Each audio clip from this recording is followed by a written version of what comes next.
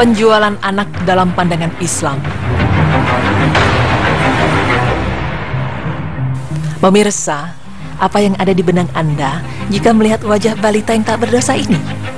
Tentunya imut, lucu, dan menggemaskan. Bagaimana tidak? Di balik wajah polosnya, tingkah laku seorang anak kerap mengundang tawa bahagia bagi kedua orang tuanya. Namun sayang, tak semua orang tua berpikir hal yang sama mengenai seorang anak. Bahkan ada pula orang tua yang tega menjual darah dagingnya demi mendapat keuntungan semata. Himpitan ekonomi serta bayi yang merupakan hasil di luar nikah menjadi alasan orang tua untuk menjual anaknya dengan harga yang mereka inginkan. Kasus seperti ini marak terjadi khususnya di Indonesia dan mengalami peningkatan di setiap tahunnya. Bahkan pada tahun 2004, penelitian yang dilakukan Komnas Anak mengemukakan bahwa Indonesia sebagai pemasok perdagangan anak terbesar di Asia Tenggara, di mana terdapat 200.000 hingga 300.000 pekerja seks komersial di bawah umur 18 tahun.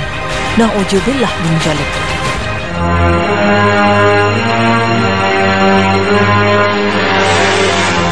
Beberapa waktu lalu, aparat Polsek Taman Pemalang, Jawa Tengah menangkap orang tua yang diduga menjual anaknya yang baru berusia 1,5 tahun. Sang ayah menjual putrinya kepada seseorang yang menetap di Jakarta seharga 2 juta rupiah. Bahkan ada pula orang tua yang telah menjual anaknya, padahal sang anak masih berada di dalam kandungan dengan sistem ijon, yaitu sindikat perdagangan anak telah membayar lebih dulu si jabang bayi yang masih dalam kandungan. Dan begitu lahir, anak tersebut langsung diambil oleh si pembelinya. Kasus lainnya dengan menculik anak yang baru lahir, kemudian dijual kepada sindikat perdagangan anak, dan peristiwa ini kerap terjadi di rumah sakit maupun klinik bersalin. Lalu, bagaimana pandangan Islam mengenai hal ini? Di manakah rasa sayang seorang ibu sehingga tega menjual anak kandungnya sendiri? Berikut penjelasannya.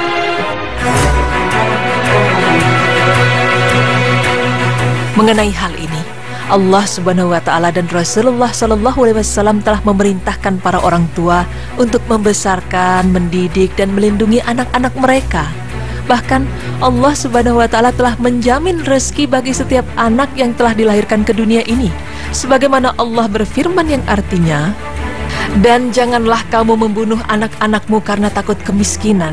Kamilah yang akan memberikan rezeki kepada mereka dan juga kepadamu. Sesungguhnya membunuh mereka adalah suatu dosa yang besar." Quran Surah Al-Isra ayat 31. Dan pemirsa, tak hanya agama yang memerintahkan para orang tua untuk melindungi anak-anaknya, akan tetapi Undang-Undang Nomor 23 Tahun 2002 tentang Perlindungan Anak. Undang-undang tersebut mewajibkan setiap warga negara untuk melindungi anak dan hak-haknya agar dapat hidup, tumbuh, berkembang, dan berpartisipasi secara optimal sesuai dengan harkat dan martabat kemanusiaan. Selain itu, para ulama juga sepakat atas haramnya melakukan penjualan manusia, dan setiap akad yang mengarah ke sana, maka akadnya dianggap tidak sah dan pelakunya mendapatkan dosa besar. Di antara pendapat mereka adalah sebagai berikut.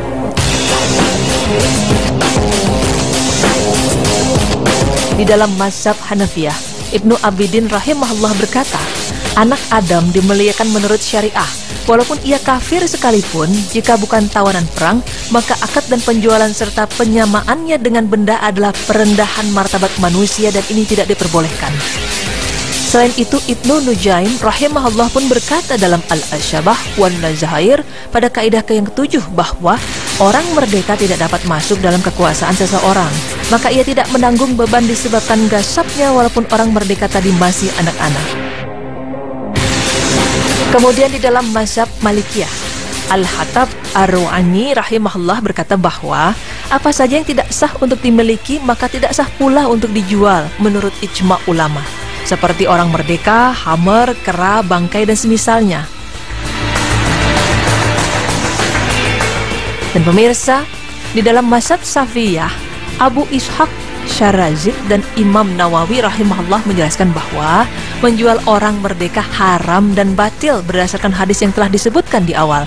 Al-Majmu' Syarh Muhajjab An-Nawawi, cetakan Darul Fikr 9228. Selain itu, Ibnu Hajar menyatakan bahwa perdagangan manusia merdeka adalah haram menurut ijma' ulama. Kemudian di dalam mazhab Hanabilah, para ulama menegaskan bahwa jual beli ini tidak pernah dibolehkan dalam Islam. Di antaranya adalah Ibnu Qudamah, Ibnu Muhlih Al-Hanbali, Mansur bin Yunus Al-Bahuti, dan lainnya. Dan di dalam mazhab Zahiriyah menyebutkan bahwa semua yang haram dimakan dagingnya juga haram untuk dijual.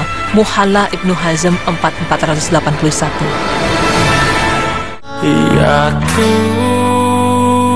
Tuhan, tuntun hamba. Nah pemirsa, telah kita ketahui bersama mengenai penjualan anak diharamkan dalam Islam, karena manusia bukanlah suatu barang yang tidak layak untuk diperjualbelikan. Namun sungguh miris jika dampak ekonomi dan prostitusi dijadikan sebuah tameng demi mengorbankan anak yang tidak berdosa. Maka ingatlah pemirsa bahwa Allah Subhanahu wa Ta'ala telah menjamin rezeki bagi setiap anak yang dilahirkan ke dunia. Seluruh jiwaku, hidup dan matiku, ku pasrahkan hanya pada Hamba-Mu, padamu. Allahu Akbar, la ilaha illallah. Allahu Akbar, la ilaha illallah. Ya baik pemirsa, tadi kita udah lihat bahwa penjualan anak dalam Islam udah pasti haram. Jadi ada rumusnya tadi. Jadi daging-daging apa yang haram buat dimakan itu juga haram untuk diperjualbelikan. Ya, itu salah satu mazhab yang tadi dijelaskan di berita Islami masa kini. Dan memang ternyata di semua mazhab juga mengharamkan untuk penjualan anak. Tapi memang kalau misalnya kita pikir-pikir ya, secara logika memang kenapa setega gitu menjual anak tercinta buah hati kita ya, sama aduh ya Allah, sampai kok bisa sampai kayak gitu. Betul, dan saya juga terpikir kadang-kadang pengen punya kucing, pengen beli kucing, tapi karena kan kucing juga dagingnya haram kita makan kan, Nggak boleh, ya? Jadi nggak boleh dijual beli. Mungkin kita kalaupun kasih uang sebagai ganti uang perawatan sang pemilik sebelumnya selama ini, gitu Itu kali mazhab apa akadnya. itu? Akadnya diganti Bu. Akadnya diganti. Baik, tadi juga banyak ada beberapa penjelasan juga ya, dan insya Allah kita akan bertemu lagi besok. Dan makanya saksikan terus berita Islam masa kini hanya di Trans TV, milik kita bersama. Wassalamualaikum warahmatullahi wabarakatuh.